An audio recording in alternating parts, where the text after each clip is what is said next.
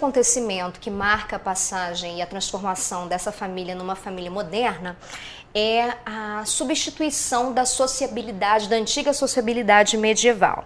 É legal a gente lembrar que, em nome do prestígio social, em nome das relações que de alguma forma mantinham o lugar daquela família na sociedade, se tinha uma vida social muito agitada.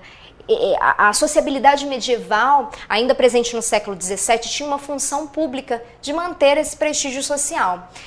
Na página 238 a gente lê o seguinte: os progressos do sentimento de família seguem os progressos da vida privada, da intimidade doméstica. O sentimento de família não se desenvolve enquanto a casa está muito aberta para o exterior. Ela exige um mínimo de segredo. E aí a gente pontua. Nós temos aqui o prestígio familiar que é mantido, melhor dizendo, pelas relações sociais. A arte de fazer sucesso era a arte de ser agradável, amável em sociedade, e é basicamente sobre isso que os manuais de civilidade do século XVII vão versar. Eles vão ensinar, vão orientar a essas pessoas a desenvolverem a arte da conversação. Esses manuais, eles vão inclusive entrar nas escolas. As crianças vão ler esses manuais, elas vão aprender a se relacionar socialmente. Sem dúvida, esses livros destinavam-se a uma população rústica e brutal, diz Arriet. E a família e a disciplina das boas maneiras eram então mais necessárias do que em nossas sociedades atuais, em que as pessoas estão mais submetidas a todos os tipos de autoridades públicas e controles policiais. O Estado tomou o lugar das boas maneiras no treinamento do indivíduo, desde a escola até o tráfego das ruas e o serviço militar.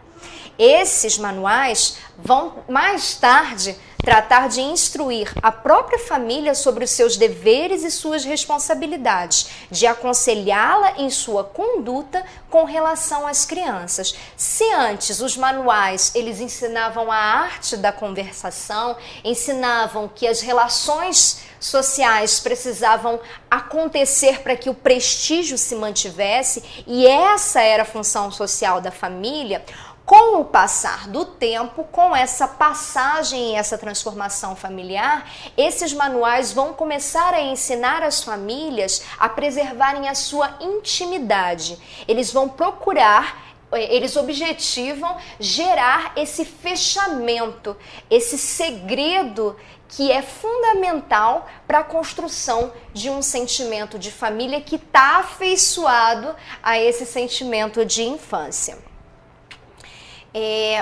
Junto a isso, nessa mesma toada, ele faz menção à função pública da Casa Grande, que muda, né, que marca uma transformação.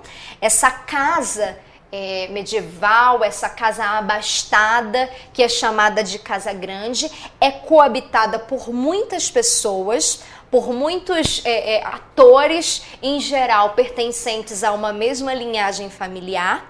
Os cômodos não tinham especialização, onde se comia também se dormia, se dançava, se trabalhava e se recebiam as visitas. É interessante a gente observar essa imagem do século XVII, que mostra uma cena familiar em que provavelmente está acontecendo um baile, uma festa, dentro de um cômodo que a princípio nos parece um cômodo menos específico, né? Um cômodo mais flexível, mas ao fundo tem uma cama. E a imagem da cama é muito emblemática para nós nessa discussão. Nós que aprendemos a conhecer a cama como um móvel muito específico, um móvel muito particular, um móvel que remete a um segredo, que remete a uma intimidade, nessa época a cama poderia ocupar qualquer espaço e qualquer cômodo da casa. Vocês estão vendo muitas pessoas, talvez estranhas a essa família, e que estão no mesmo espaço da cama. A cama era desmontável, por exemplo. Se o sujeito precisasse se deslocar, né, viajar, era possível desmontar a sua cama e levar ela junto consigo. Em alguns momentos a gente vai ver aquela criança servil do sistema de educação por aprendizagem tendo como uma de suas funções desmontar a cama do seu mestre.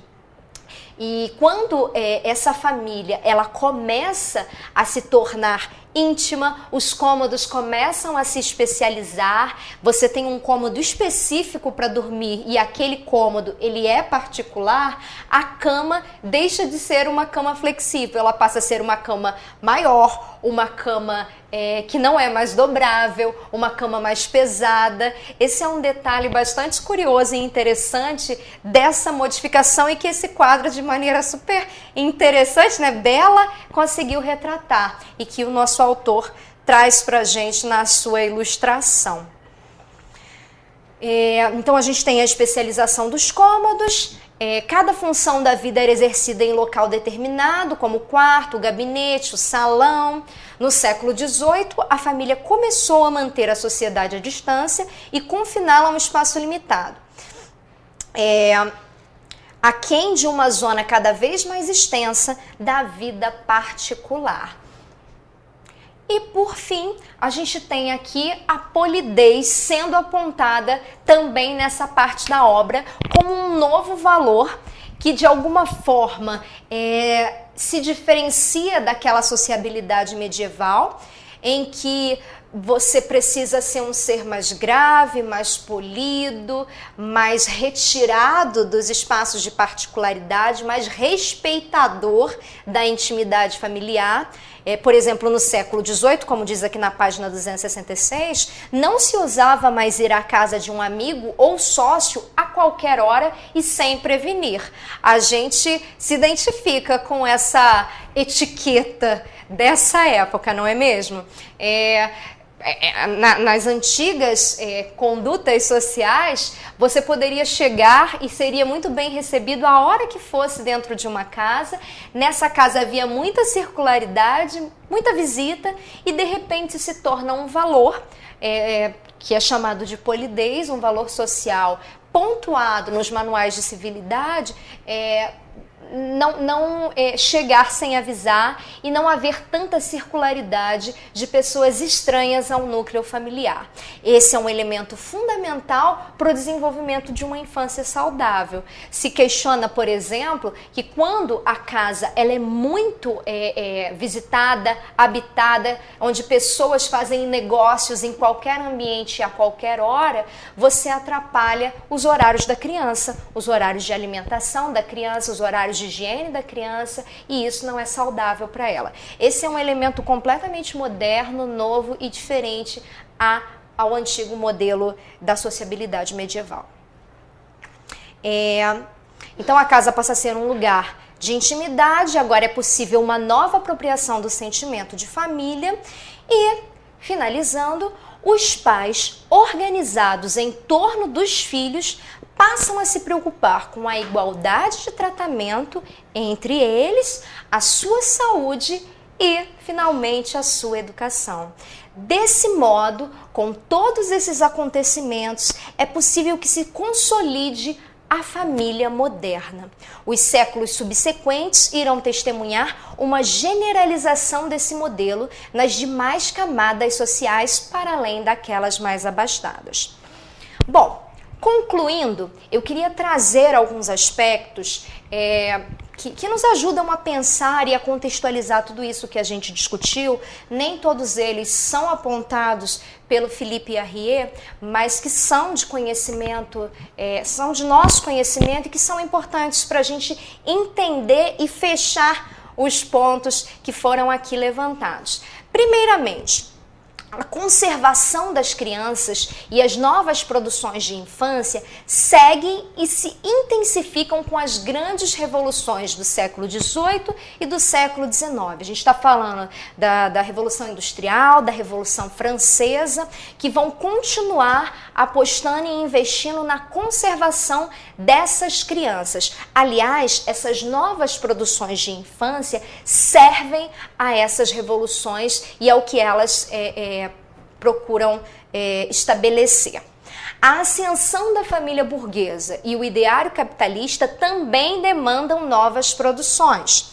Essa família burguesa que está aí crescendo, que está se diferenciando da antiga família medieval, ela é a célula social fundamental para o estabelecimento dos estados modernos. São elas que vão consentir, que vão ser cúmplice do ideário capitalista que está crescendo aí com os estados modernos.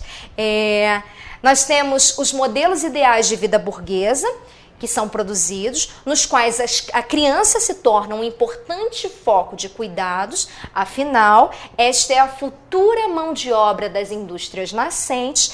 Lembrem-se que um dos valores que são construídos no chão da escola, né, no âmbito da escola, é a ideia de que o sujeito educado é o novo pequeno burguês. Você está construindo ali, incutindo na cabeça desse cidadão nascente burguês a futura mão de obra e a futura mentalidade, a futura racionalidade que serve a essa sociedade industrial nascente. Outro ponto, a educação através da escola moderna é a via por excelência de constituição do modo de vida que atende aos interesses da nova ordem política dos Estados nacionais modernos. E para terminar, a gente tem aqui a família que é responsável por proporcionar à criança, ou seja, o futuro trabalhador dessas sociedades industriais burguesas, bem-estar e oportunidades educacionais que lhe garantam crescimento pessoal. Percebam que há todo um caminho que se constrói, inclusive inventando essa infância particular e que necessita de um afeto, um cuidado, uma preocupação e um conhecimento sobre ela, para que, enfim, essa família se responsabilize, né, se implique na construção, né, na constituição desse futuro cidadão burguês. A infância precisa existir para que a família se preocupe com ela. Por conseguinte, essa família também precisa existir. Então, esse foi o processo que a gente construiu até aqui. Na página 11, no início do nosso livro, eu trago uma citação que eu gosto muito dela, já vi citada em prova também, para poder fechar essa nossa reflexão. Diz o seguinte: a despeito de muitas reticências e retardamentos, a criança foi separada dos adultos e mantida à distância, numa espécie de quarentena, antes de ser solta no mundo. Essa quarentena foi a escola. Começou então um longo processo de enclausuramento das crianças, como dos loucos, dos pobres, das prostitutas, que se estenderia até os dias de hoje e ao qual se dá o nome de escolarização. Essas crianças precisam ser especificadas, precisam ser particularizadas e retiradas dessa mistura com o mundo dos adultos. A família se responsabilizou por isso e a escola foi o espaço por excelência dessa constituição, dessa construção. Eu espero que você tenha uma boa prova e que você aproveite da melhor maneira o conteúdo que esse livro tão rico, tão interessante, tão importante para nós nos ofereceu.